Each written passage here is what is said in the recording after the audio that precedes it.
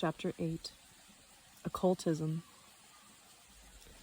It lasts only 1,000 years.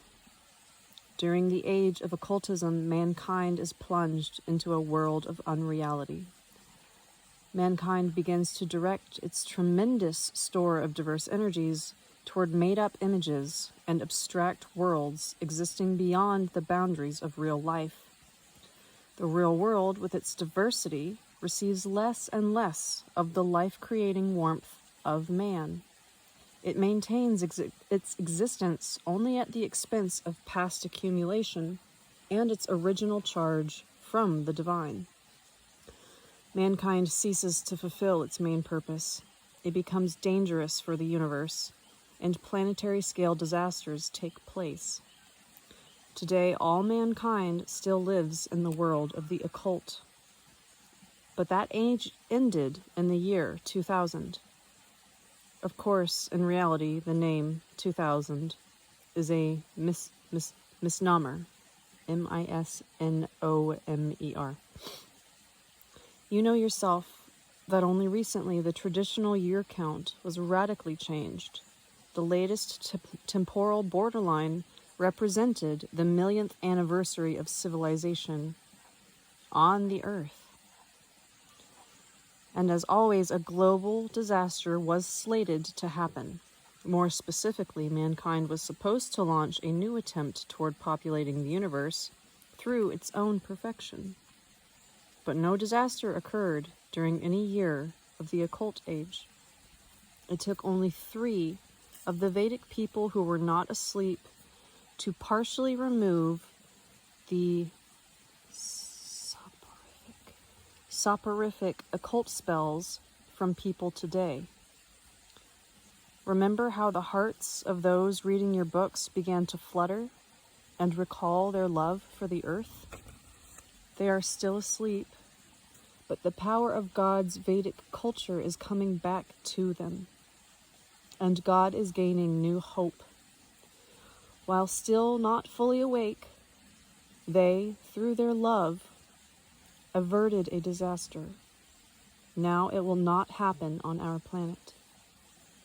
Soon all people will come out of the hypnotic occult sleep. They will start coming back to reality. Are you surprised that mankind today is either asleep under a hypnotic spell or dwelling in an unreal world? You might wonder, how can that be? Here I am in the cities, both large and small. There are millions of people living. Cars go up and down the streets. You should not be all that surprised by my words, Vladimir. Think about it and judge for yourself. At what times, on what day, or at what hour do people actually live in a real world? Think, for example, how many different religions there are on the globe. They all have a different interpretation of man's being and the order of the universe, and each has its own set of rituals, distinct from the others. Let us say that there is indeed one religion which is truer than all the rest, but that would mean that the worlds the rest of them are creating are unreal. But after all, people believe in them too, and if they believe, they live in submission to the laws of the unreal world. All over the earth, greater and greater numbers of people are wanting to have more money. But what is money? It is simply a convention. People think that everything can be bought with money. That is an illusion. No amount of money can buy the true energy of love, or a mother's feelings, or one's motherland, or the taste of fruit intended only for the one who grew it with mindful attention. As a convention, money can be used only to buy conventional, conditional love, along with a multitude of soulless things around. But in the process, you are dooming your soul to a state of loneliness. In the occult millennium, mankind is completely disoriented as to the space created by God, and people's souls simply flounder about as though in darkness. Look closely, Vladimir. Just over the past 100 years in the country where you live, look how society has kept changing its direction. There was a Tsar, T-S-A-R. The social elite functioned according to the prescribed behavioral rites, and people of prominence were decorated with various emblems, medals, and orders with colored ribbons. They wore gold-embroidered uniforms, and monasteries and temples were built throughout the country where you live now. And then all of a sudden, that was considered contemptible. Uniforms, medals, and the ribbons attached to them came to be considered no more than clown outfits. Temples were part of the Dark Ages. Those who served in the temples were called swindlers. And people enthusiastically sacked the temples and angrily slew the occult servers therein. Later it was announced to all that only the Soviet authorities were to blame. Yes, the authorities did officially encourage the people to do this, but then the people did not protest. They simply responded to the call of their ruling idols. After all, you know from documents existing today how in the Kuban, 42 Christian priests were brutally slaughtered. Footnote, Kuban, the area around the Kuban River and the northwestern Caucasus, which flows from Mount Elbrus to the Sea of Azov. Not just killed, but brutally tortured. Their bodies were tossed in cesspools. This was not just the work of the rulers. The people themselves willingly participated in such acts. The rulers' only role was to allow them to happen. As a result, priests were slain by the thousands in different parts of the country. The ones that could not run ended up renouncing their faith. Very few in those times managed to save both their life and their faith. The majority of the people in the country became sincere atheists. They changed their clothes. The emblems and ribbons on their uniforms became different, with different colors.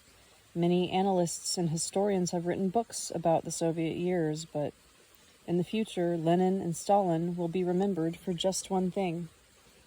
For the first time, mankind has been shown clearly that occultism is obsolete. Even in their sleep, people do not accept occult religions. Occultism is supported only by artifice and force.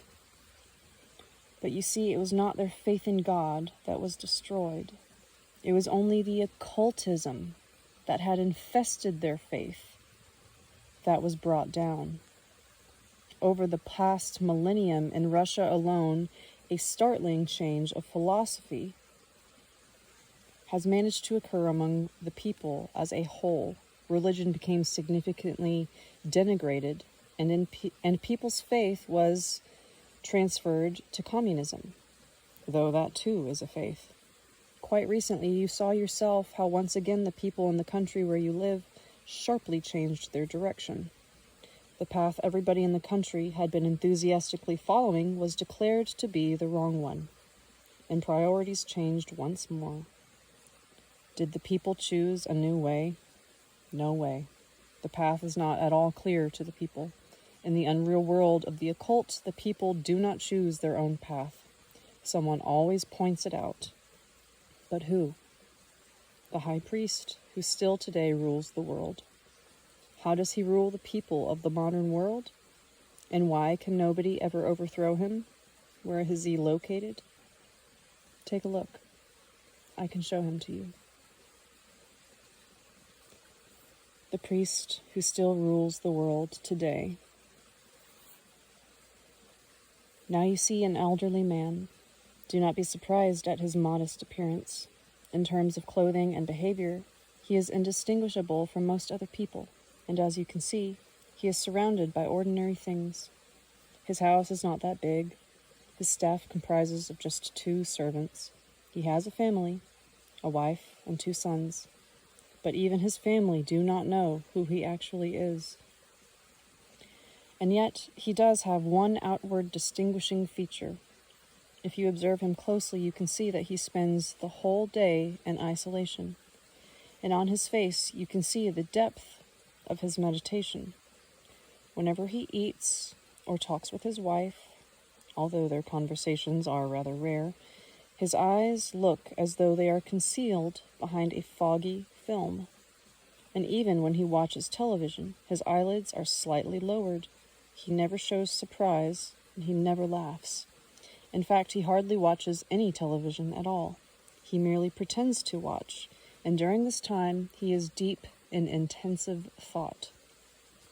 He is working out grandiose plans and exercising control of events in the entire country, in whole countries. He is the high priest from a dynasty of priests, having inherited from them a knowledge of the occult, which he will also be able to transmit to one of his sons. It will take him just a year to convey everything orally to his successor, whom he is training in secret, without his even knowing it. The priest has long been developing specific abilities within his son. All the world's money belongs to the high priest. All the world's money works for him, including what you have in your pocket right now. Do not be surprised. I shall show you how this happens, and by what means and for what reason the high priest prefers not to live in a castle surrounded by an army of guards, why he prefers commonplace routines to special luxury. The high priest has no bodyguards because he knows perfectly well that the more visible authority is to all, the greater the need for armed protection. Besides, there is no guarantee that any number of bodyguards, even hundreds of thousands, will succeed in protecting any earthly ruler. Indeed, there have been instances where the guards themselves betray or even kill the ruler. Besides, having bodyguards may entail a lot of problems. There are times when the ruler is compelled to submit to the guards' terms, compelled to tell the guards about his intentions, forthcoming trips, for example. With a bodyguard, a ruler is always under observation, and so meditation becomes more difficult for him. It is much simpler and more reliable to conceal one's identity. This also wards off intrigues on the part of one's adversaries, fanatics, and challengers to one's authority. Now you may well be thinking, but how is it possible to control huge numbers of people without assistants, managers, and deputies, without drafting laws and disciplining those who fail to carry them out? It is all very straightforward. The vast majority of the people have been immersed in occultism for a very long time. The high priests know all the tricks of occultism. He does have assistants, managers, drafters of law, prisons, and executioners. He has armies and commanders, though not a single one of those who carry out his missions has any suspicion himself of who is secretly commanding him and by what means the orders are issued. It is a simple system of control without visible and personal contact. In cities both large and small of any country, there are people who at once start to hear voices from a source they cannot pin down, and this voice from an unknown source may order a man to carry out some kind of action, and the man obeys the order. Sometimes there is a clearly audible voice. Sometimes this man does not know himself what is happening to him. It just feels, It is just that he feels some kind of attraction within, and he carries out the action ordered. This kind of phenomenon is known to modern science. Psychiatrists, along with other scientists, have been attempting to study it for a long time, but to no avail. Modern science classifies this kind of phenomenon as a type of mental disorder. People who go to doctors and report hearing voices coming out of nowhere and giving them orders are invariably carted off to a hospital. What kind of hospital? A psychiatric institution. In many countries, these are very much like prisons. There are a great many of them today in America, Europe, and Russia. Patients are treated with all sorts of pills and injections to quiet the mind. This dulls their sensations, making them sleep a lot and become extremely sluggish. And some of these people stop hearing voices as such. Others feign cure in an attempt to procure their release. But not everyone who hears voices will go see a doctor.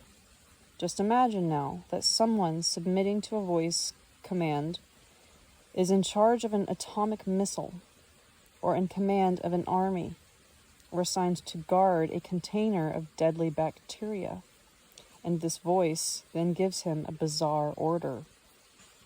Science has not been able to define the exact nature of this unusual phenomenon. It definitely exists today, and they are afraid to publicize it, but that does not help.